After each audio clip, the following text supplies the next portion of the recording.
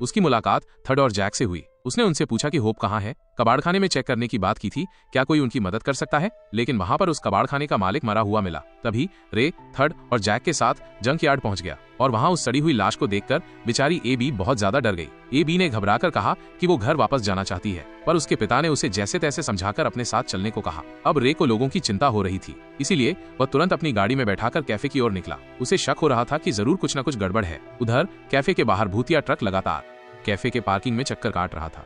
Customer नाराज होकर वहां से जाने लगा, पर जैसे ही वो अपनी गाड़ी के पास जा रहा था तो अचानक एक भूतिया ट्रक उसे कुचलने के लिए आ गया और वो तुरंत भागकर वापस कैफे में आ गया। उसने अंदर जाकर शोर मचाया कि इस ट्रक में कोई ड्राइवर नहीं है और सब लोग काफी घबरा गए। तब बॉब नाम का आदमी बाहर निकला ताकि वो अपनी गाड़ी से राइफल निकालकर ट्रक के टायर्स पर गोली चला सके, और भूतिया ट्रक की वजह से वो गाड़ी तक पहुंचने में नाकामयाब रहा। तब जॉर्ज ने जनरेटर की मदद से टीवी चालू किया तो सबको पता चला कि उस धमाके की वजह से आसपास के कई शहरों में बिजली चली गई है, और पुलिस ऑफिसर ने बताया कि सब कुछ ठीक होने में लगभग 24 घंटे का समय लगेगा। इस दौरान लोगों को घरों के अंदर ही रहने की हिदायत दी गई ताकि वो जहरीले धुएं से बच सके। असल में पावर प्लांट से टकराने वाले ट्रक में कैसे केमिकल्स थे, इस बारे में कोई जानकारी नहीं मिल पाई। उधर रे वापस कैफे की ओर चल रहा था तो उसे एहसास हुआ कि एक पीला ट्रक उसका पीछा कर रहा है। उसने गाड़ी की रफ्तार तेज करके पीछा छुड़वाने की कोशिश की, मगर उस ट्रक ने फुल स्पीड में उसे पीछे से टक्कर मार दी। इस टक्कर से पीछे का शीशा चकनाचूर हो गया और सभी टूरिस्ट काफी डर गए, मगर रे अब भी यहाँ से निकलने के लिए भागा रहा था। उधर होटल में जून और ब्रैड नाम का एक नया जोड़ा भी आया हुआ था, और जैसे ही उन्हें भूतिया ट्रक के बारे में पता चला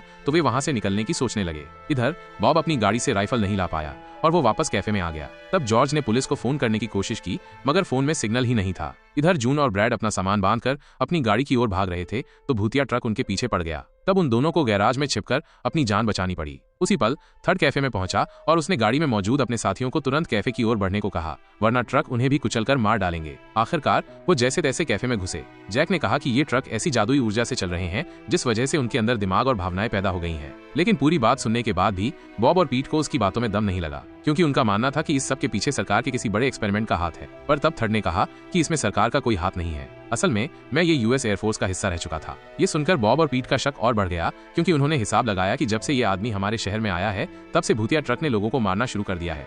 अब बॉब और पीट ने थर्ड पर हमला करके उससे सब कुछ उगलवाने का फैसला किया, मगर उसी पल जॉर्ज ने अपनी बंदूक निकालकर सबको शांत रहने का हुक्म दिया। रे ने कहा कि अगर वो सब ट्रक के हमले से बचना चाहते हैं तो उन सबको मिलकर काम करना होगा। बाद में हम देखते हैं कि दोपहर को 2 साइंटिस्ट को धमाके की जगह भेजा गया ताकि वो हवा में फैल रहे केमिकल्स की जांच करें। स्टोन नाम का एक साइंटिस्ट ने वहां पहुंचकर अपना सेफ्टी सूट पहना ताकि धुआं उसे नुकसान न पहुंचा सके। इधर रिक नाम का एक साइंटिस्ट अभी गाड़ी में ही था और उसने बेस पर फोन करके और लोगों को भेजने को कहा, लेकिन फोन पर सिग्नल न होने की वजह से उसे कोई जवाब नहीं मिला। इसी दौरान उसका सेफ्टी सूट अचानक अपने आप फूलने लगा। अब जैसे ही रिक सूट पहनने के लिए मुड़ा तो